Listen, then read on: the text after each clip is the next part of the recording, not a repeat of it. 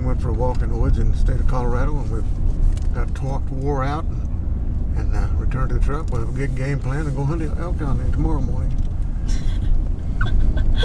You sound like me trying to describe what happened. You didn't give us any details.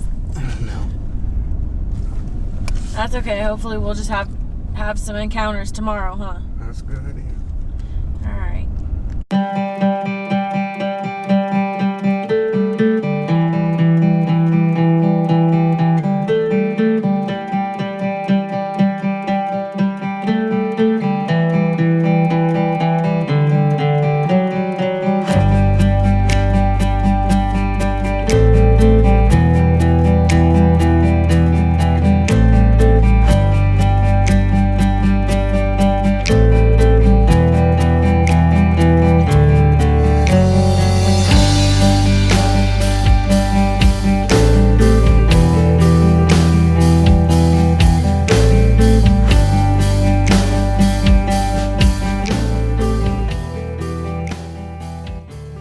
This morning. We went for one long walk elk hunting, got extremely wore down in the process, and we just made it back to the truck. Thank God for the truck. For the next few miles we don't have to walk. Did anything else happen? It's almost hard to keep up with an antelope on two legs. Not an antelope. You're close to it. Anything else happen? Not that I know of. Are you busy on your phone? I'm trying to see if it's going to work, and they don't seem to want to play ball. Probably because you don't got no service right here.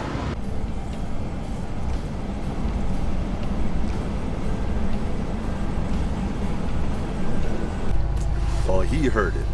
I'm really I heard it.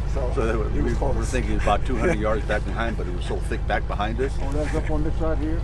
Yeah, just right before it gets steep. See, we walked all the way up to just where it starts up. Yeah. And the elk had come behind us, and they bugled.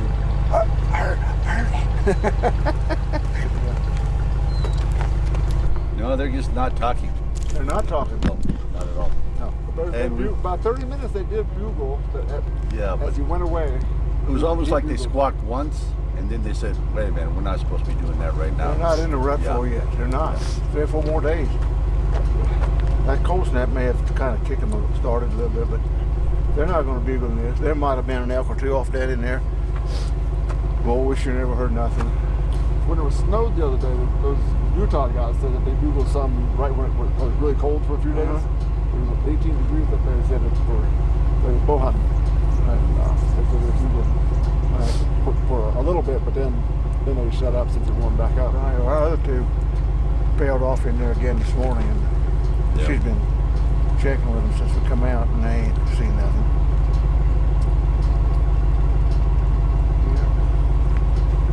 Well, there are elk in here. I mean, we saw one way up, just under the road again this morning. Yeah.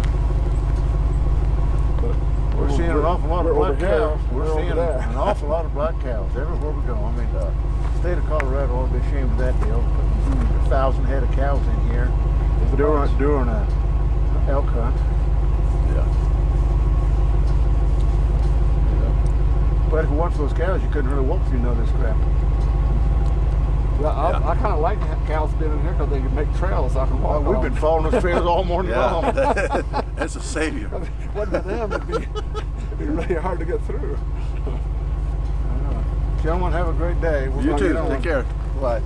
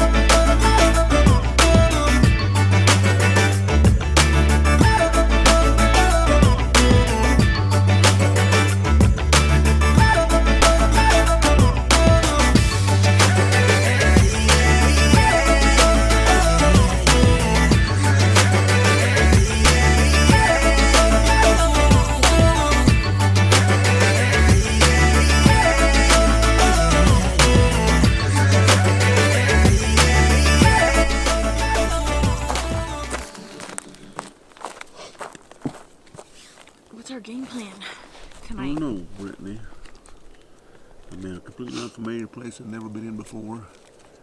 It's 70 degrees. The elk are not bugling. It even appears as if a lot of the hunters that was in here yesterday have all gone bye-bye.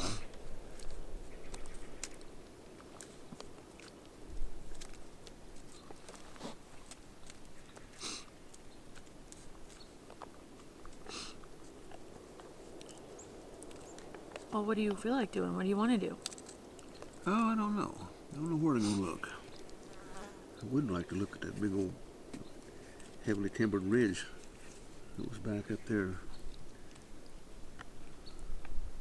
That's a good bedding area for these things. All my experience and all my lifetime of hunting elk is when elk go to bed, they go to this cold north side slope where they can get back in the heavy timber where it's all shaded, where it's the coolest, because they've got a really heavy hide on them. You know, in order to cool, they have to get in those areas. Yeah. And then you're just before dark and early in the morning, you can find them in adjacent places next to those heavy timbered areas. And that's what it was like over there when they seen those two bulls. Because down in there, kind of where we went, we seen some tracks and fresh elk manure. They're bedding in there somewhere, and they're probably coming to that for water. I don't know how often they need to come to water, but about once every 3 days.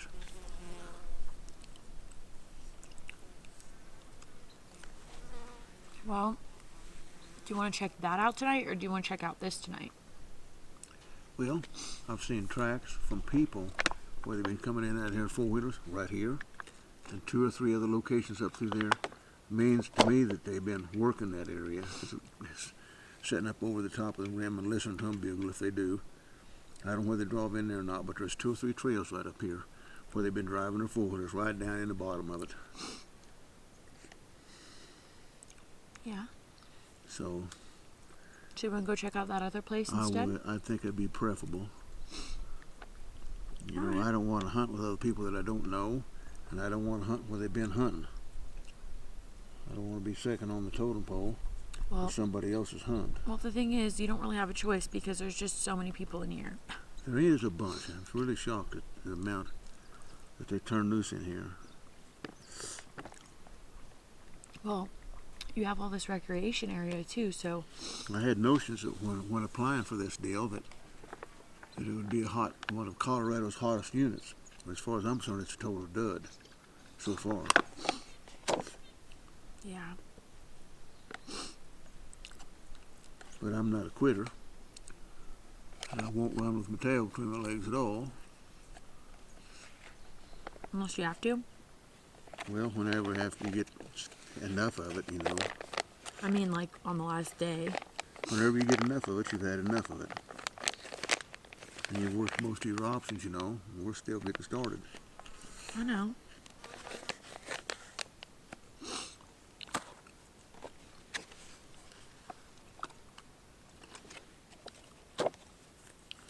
So, as opposed to bailing off in here, there's at least 4 places where they've been driving quad runners down in there. So what that means to me is they've got the place thoroughly soiled.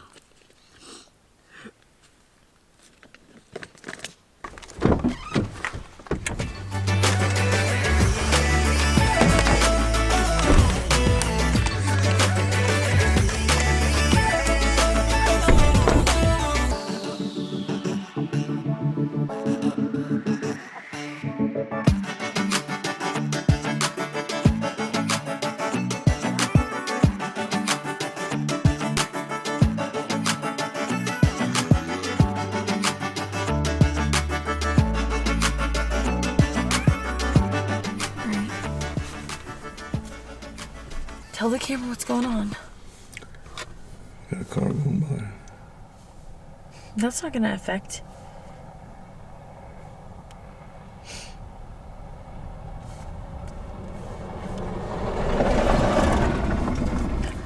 Well, Brittany, we have very difficult hunting conditions here today. The temperatures are rising up into the low 90s, high 80s and high 90s. The elk are not participating at all.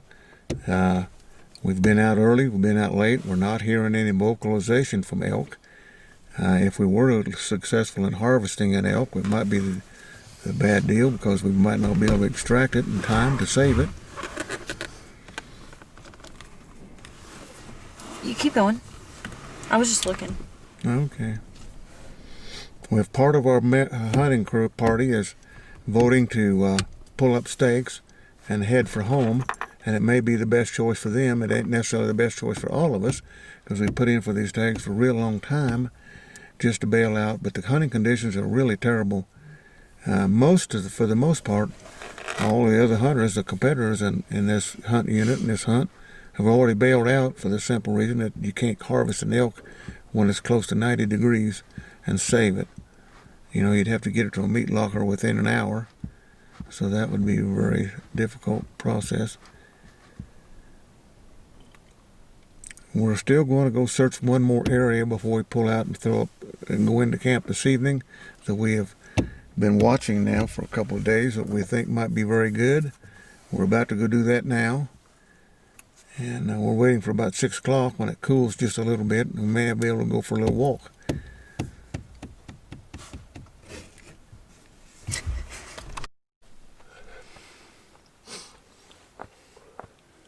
I don't know. Too late, I think. Okay. I think we'll stay tonight, get up, break camp, get part of the ways tomorrow, get a room clean up, and then get in fairly easy the next day. Okay.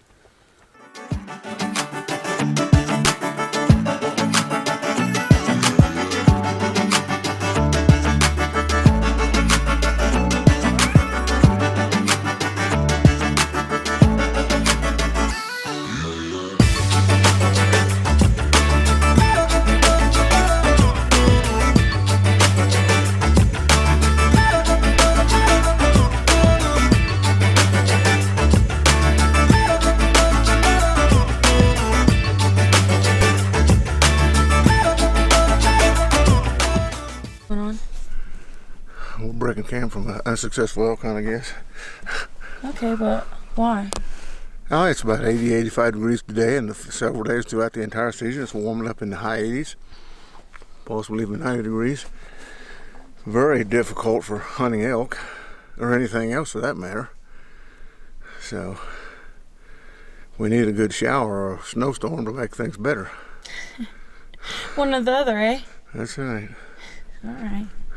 Did you hear me touch off my muzzleloading rifle? I did. It scared the shit out of me. I figured it would, but it had to be done. I know, but still. I chose not to have a load in the barrel going all the way across the Great Plains or through Denver and Yeah, Kansas fair City. enough. Fair enough. Okay, put your hand in the camera. Ready?